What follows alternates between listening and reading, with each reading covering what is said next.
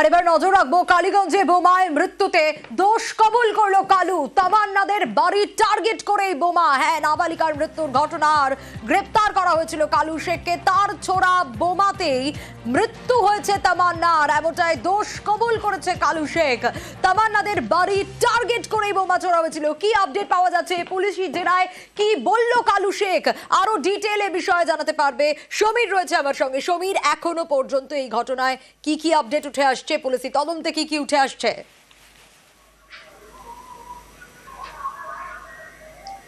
দেখো সোনিয়া, সোমবার দুপুরে এই ঘটনা ঘটে, বোমার আঘাতে মৃত্যু হয় তামান্না শেখের। এরপর কয়েক ঘন্টার মধ্যে কিন্তু আদর শেখকে পুলিশ গ্রেপ্তার করে এবং রাতে আনোয়ার শেখ, মানুয়ার শেখ এবং কালু শেখকে পুলিশ গ্রেপ্তার করে। এই কালু শেখ হচ্ছে ধৃত আদর শেখের ছেলে এবং এই কালু শেখকে জিজ্ঞাসাবাদ করে পুলিশ জানতে পেরেছে যে সে স্বীকার করেছে যে সেই বোমাটা ছুঁড়েছিল তামান্নার বাড়ি লক্ষ্য করে এবং সেই বোমা তামান্নার গায়ে লাগে এবং ঘটনাস্থলে মৃত্যু হয়। এবং এর পাশাপাশি কালু শেখকে জিজ্ঞাসাবাদ করেছে, আরো জানতে পারে যে এই ঘটনার সঙ্গে শরীফুল শেখও যুক্ত ছিল এবং পরশু রাতেই কিন্তু শরীফুল শেখকে পুলিশ গ্রেপ্তার করেছে এবং গতকাল তাকেও কিন্তু জেলা আদালতে তুলেছে এবং 5 দিনের পুলিশ হেফাজতে নেওয়া হয়েছে। এবং এদেরকে জিজ্ঞাসাবাদ করে জানার চেষ্টা করছে যে এর সঙ্গে আর কারা কারা জড়িত ছিল। মোট 24 জনের বিরুদ্ধে অভিযোগ দায়ের হয়েছে। ইতিমধ্যে 5 জনকে গ্রেপ্তার করা হয়েছে। এই 5 জনের মধ্যে যেমন কালু শেখ রয়েছে, তার বাবা আদর শেখ রয়েছে এবং তার 2 কাকা আনোয়ার শেখ ও মানুয়ার শেখ রয়েছে। এর পাশাপাশি শরীফুল শেখ রয়েছে, যেও কিন্তু এই বোমাবাজির ঘটনায় যুক্ত বলে পুলিশ জানতে পেরেছে। এবং বাকি 19 জনের খোঁজে তল্লাশি চালানো হচ্ছে।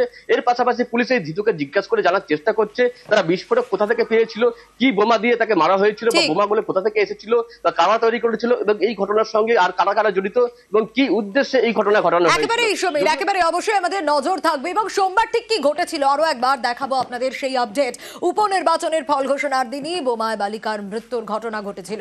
চারিদিকে ছড়িয়ে ছিটিয়ে ছিল সেদিনের ঘটনার চিহ্ন। আর কালীগঞ্জের মোলান্দি থেকে ফরেনসিক টিম নমুনা সংগ্রহ করেছিল। মঙ্গলবার আরো একজনকে গ্রেপ্তার করা হয়েছিল এবং যেমনটা সমীর বলছিল, সব মিলিয়ে গ্রেপ্তারের সংখ্যা 5। ধৃতদের জেরা করে একের পর এক তথ্য উঠে আসছে।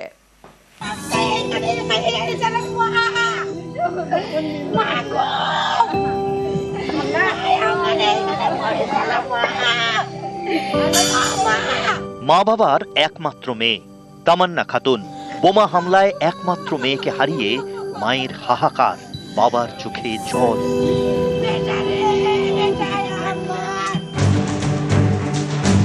নদিয়ার কালীগঞ্জ বিধানসভা উপনির্বাচনের গণনায় তখন অনেকটাই এগিয়ে তৃণমূলের আলিফা আহমেদ।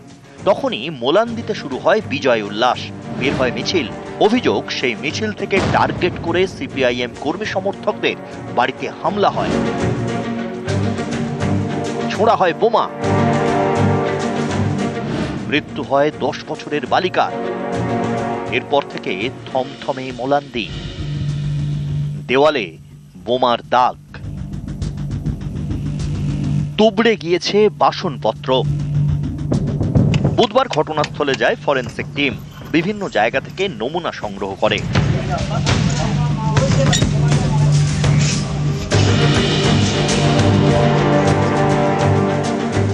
কথা বলে নিহতর মা বাবার সঙ্গে।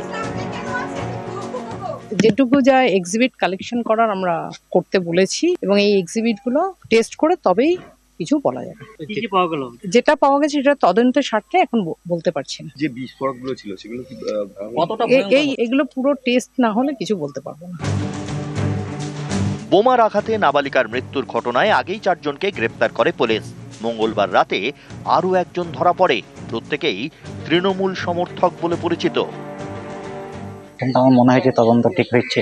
এখনো পর্যন্ত মাত্র 5 জনকে গ্রেপ্তার করা হয়েছে, এখনো 19 জন অধরা। তাদেরকে গ্রেপ্তার চাই, বাকি মানে যত রকম বড় ধরনের শাস্তি ওদের চাই আমি। তাদের ফাঁসি হোক, আর সিবিআই হলে আর তো ভালো হয়। তার চেয়ে সিবিআই আসুক, সিবিআই তদন্ত করুক, সঠিক তদন্ত আমরা চাই। নদিয়া থেকে সমীর রুদ্র, নিউজ 18 বাংলা।